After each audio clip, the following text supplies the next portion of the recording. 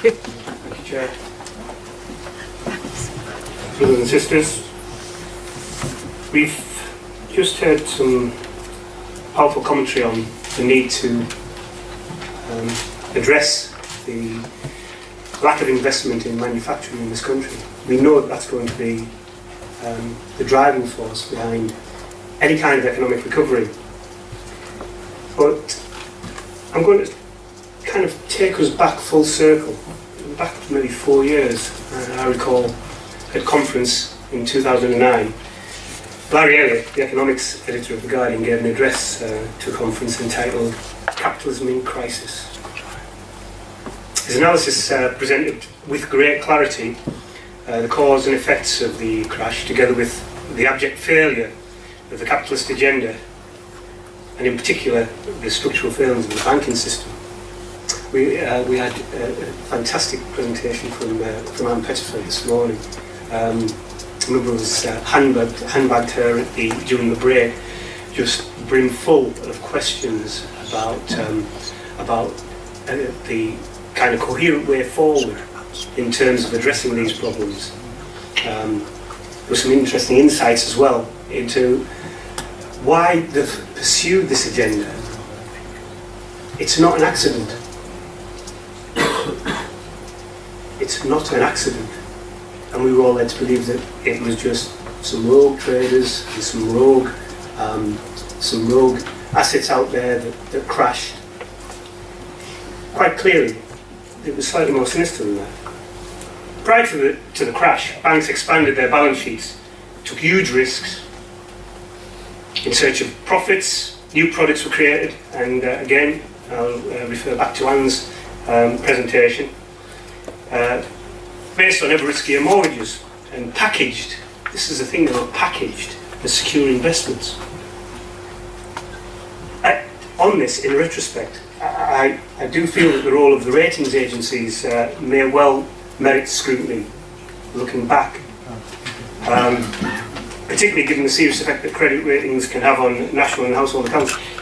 The fact that Moody's have reduced the triple rating is almost seen as a sign that we must continue with these austerity measures. Do you think the ratings agencies at the time of the crash, or prior to the crash, gave risky assets gold-plated ratings, gold-plated ratings, opening the door to a huge market of what were collateralized debt obligations? As long as they could sell these products, then the lenders weren't really concerned about whether the borrower could pay them back. We then move on to following that, the assertion that the banks are too big to fail, leading to a government bailout which created a debt burden that will take generations to repay.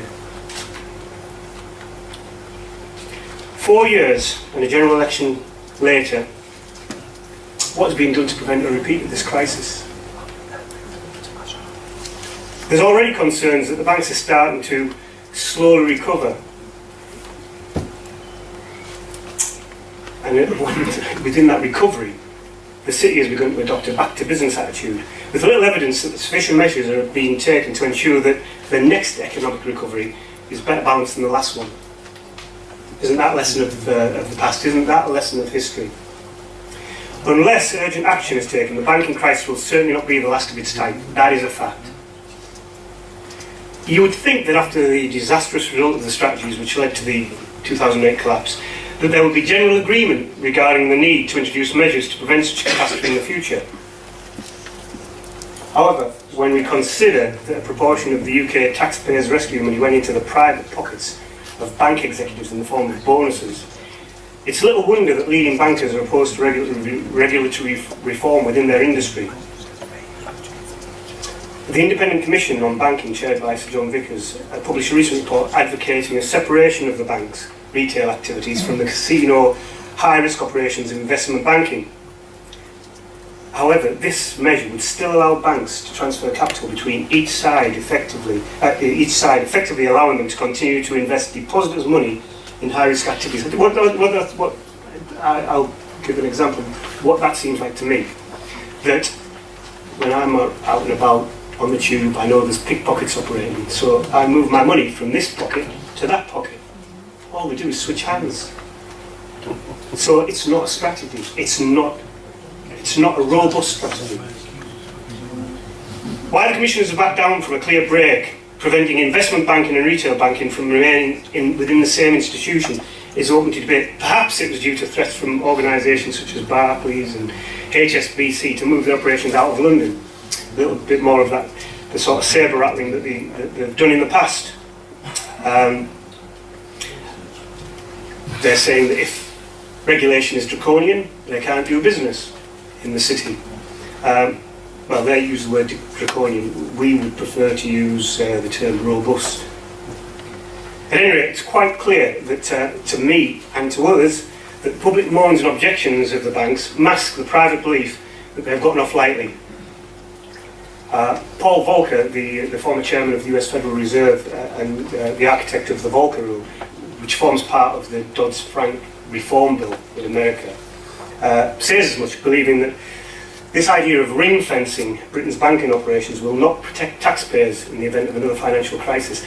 I believe George Osborne, he makes us feel doubly secure by saying it's going to be the electric ring fence. Well, I don't feel any more secure, and I'm sure you don't. One of the glaring omissions within the report is the failure to say anything about bank bonuses. In any industry, as we know, pay policy is a key issue, and within the banking sector, this is a vital part of making banks safer. After all, it was the risks that were taken by bankers in pursuit of higher bonuses and higher profits which contributed to the instability and ultimately the collapse of the system. It makes sense that during any discourse regarding reform of banks, we should incorporate the share of bank revenues taken up by remuneration and bonuses, as well as the profits to the shareholders as a factor in making the bank safer. Retail banking, I hasten to add, I keep referring back to Larry Elliott when in a fantastic presentation he made some suggestions and some proposals, because it would be dead easy to just get up and rant and give rhetoric about how immoral, how unscrupulous, how corrupt. Well, we know that's a fact, but you've got to propose solutions. He sees, and more and more people reflect his opinions, that retail banking should be a utility. It's a business like a power company or a gas provider. It's an essential service for most people and should be a vehicle. It should not be used as a vehicle to fuel the avaricious pursuit of riches.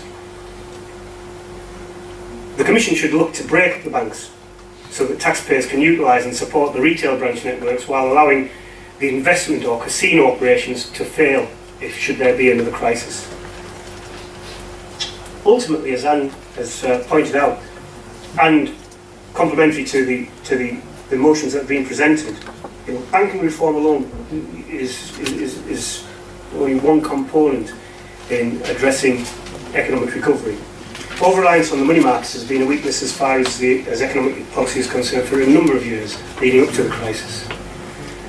The share of profits from the financial sector has risen as the share from manufacturing has dwindled, leaving the economy unbalanced and vulnerable. During a period when the government has provided around about $1 trillion in loans and guarantees, investment in major projects, as has been pointed out by our speakers, and loans to small and medium enterprises has been shamefully low. How pitifully ironic that RBS, having made 826 million in the first quarter. Okay, I'll make the most of that minute now. Signifying return to profit, have announced 1,400 job cuts, along with other banks. I hear, in my last minute, I must make mention of the tax avoidance schemes employed by the likes of Google, Amazon and Starbucks, which serve to illustrate the inequality. Measures adopted by the government to tackle this, as with reforms to the banking in banking regulation, are woefully ineffective. They will not prevent these parasites from hemorrhaging important tax revenues. So, in conclusion, The EC and the GFTU have been working and will continue to work with academics to promote a system of improved regulation for financial institutions. Holding regular economic forums, the EC seeks to pool the experience and knowledge of those committed to an alternative strategy. That alternative strategy will address some of the failed iniquitous policies of the government's austerity programme and its assault on hard-fought workers' rights and access to education, pensions, healthcare and employment. Conference, thank you.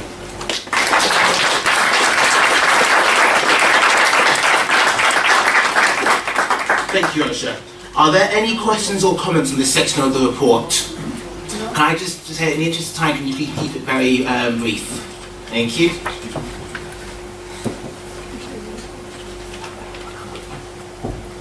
Thank you, Chair. So I've reduced my comments from 23 pages to one.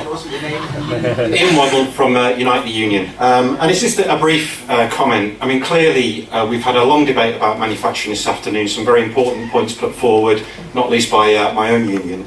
And we're really calling for a rebalancing of the economy. I think it's important that we don't fall into the trap that everyone seems to be at the moment. When we bash the bankers, we forget about the ordinary bank workers. My union represents hundreds of thousands of finance sector workers, or it did until the last couple of years. We now represent around about 100,000 bank workers, because many tens of thousands of hard-working, loyal and committed bank and financial institution staff have paid for the casino bankers' greed with their jobs and now joining the ranks of the unemployed. And I think it's important that whenever we look at the banking sector and reforms of banking, that we recognise that there are decent, well-paid, good jobs involving skill and education and good careers for people at the foot of the banking structure.